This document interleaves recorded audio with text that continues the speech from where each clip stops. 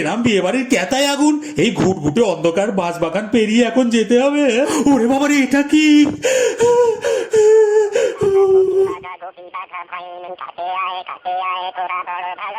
মানুষের গন্ধ তাজা, হেভি লাগছে মজা। ভয় পাস না পাগলা, আমি ভূতের রাজা।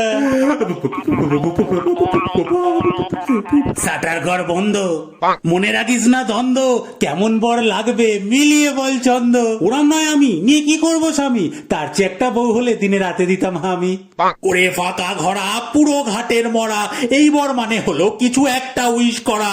ও বুঝে গেছি বর, এই যেমন ধর আমার জন্য একটা চাকরি ব্যবস্থা কর। পশ্চিমবঙ্গ এটা, ভুলে গেছিস সেটা, এমন কিছু উইশ কর এখানে অ্যাভেলেবেল যেটা। তাহলে বলছিলাম কাকা, পকেট পুরো ফাঁকা, ব্যবস্থা একটু করে দাও না কয়েক কোটি টাকা। খারাপ নাকি মাথা, বকিস না তুই যাতা, এত ক্যাশের জন্য আমায় হতে হবে নেতা। দাঁড়াতে হবে ভোটে, জনগণকে লুটে, তারপর না হয় আসিস, তোকে ভরিয়ে দেবো নোটে। ভোট তো অনেক দেরি, ততক্ষণ কি করি? তাহলে আমাকে একটু সোনা দাও না, বেশ কয়েক ভরি। যবে থেকে গেছে ফাগুন, সোনার দাম আগুন। 3টে উইশ আপনার হয়ে গেছে, এবার আপনি ভাগুন।